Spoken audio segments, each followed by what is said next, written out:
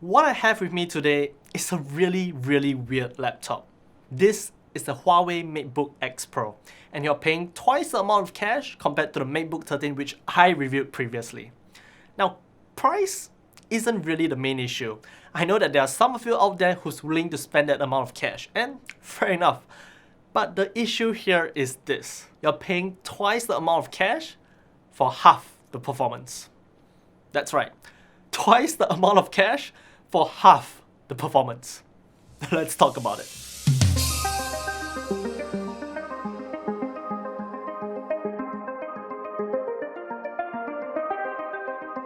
So first up, the specs. And actually just looking at the spec sheet alone, it actually looks really promising.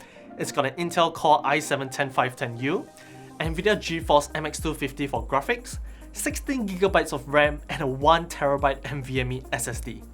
So just from specs, you would assume that this laptop performs better than the MateBook 13 as both of them arguably run the exact same specifications, except that the MateBook 13 runs the Intel Core i5-10210U instead. But if you were like me and when you first get your hands on this laptop and you were thinking, wow, this is gonna be really promising, you couldn't be more wrong than that. Let's jump straight into Cinebench R20.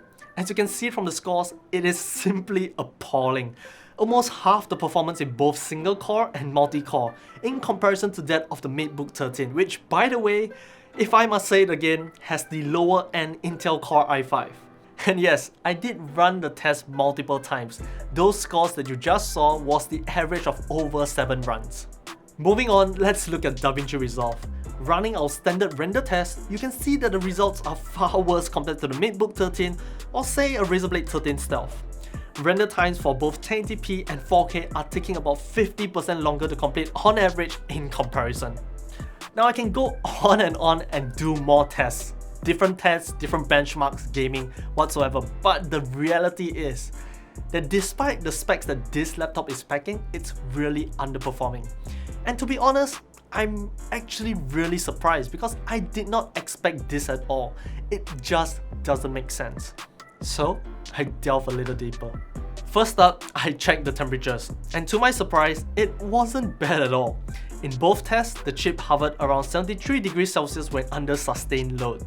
I was actually expecting high 90s, high 80s, so mid 70s actually caught me off guard.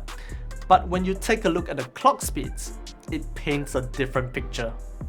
The only reason why the temperatures were rather low was because under sustained load, the Intel Core i7-10510U, which has a base clock of 2.3 GHz, was only clocking in at about 1.4 GHz for the Cinebench run and just under 1 GHz for DaVinci Resolve.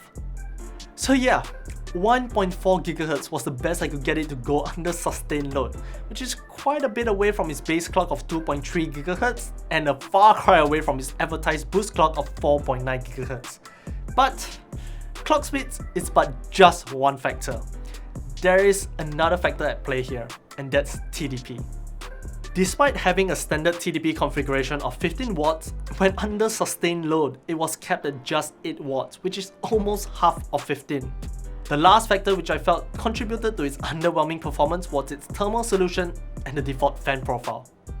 Yes, though temperatures were well within check, I also did notice that the fans weren't really running at full tilt, no matter what I threw at it or how heavy the load was. The default fan profile is certainly off balance. Now of course, I do have to mention that you might be able to fix these issues by the use of third-party software, unlocking parameters, undervolting, changing the default fan profile, so on and so forth, but to be honest, I'm not gonna do that. And even if you do, you might not necessarily be able to improve things per se. And you might ultimately find that the actual issue is the physical thermal solution on the laptop itself, which is unable to contain or expel all that heat in the first place. And that's why Huawei did all these software trickeries.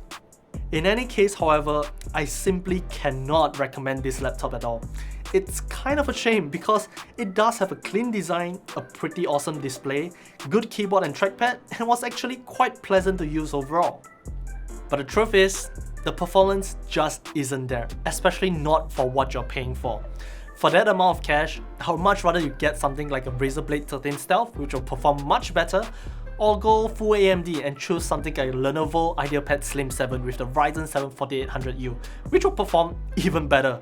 Or save half the amount of cash and get the MateBook 13 instead, which will still perform better. And with that remainder amount of cash, perhaps get the new PlayStation 5 or the Xbox Series X. I think you'll be a much happier person.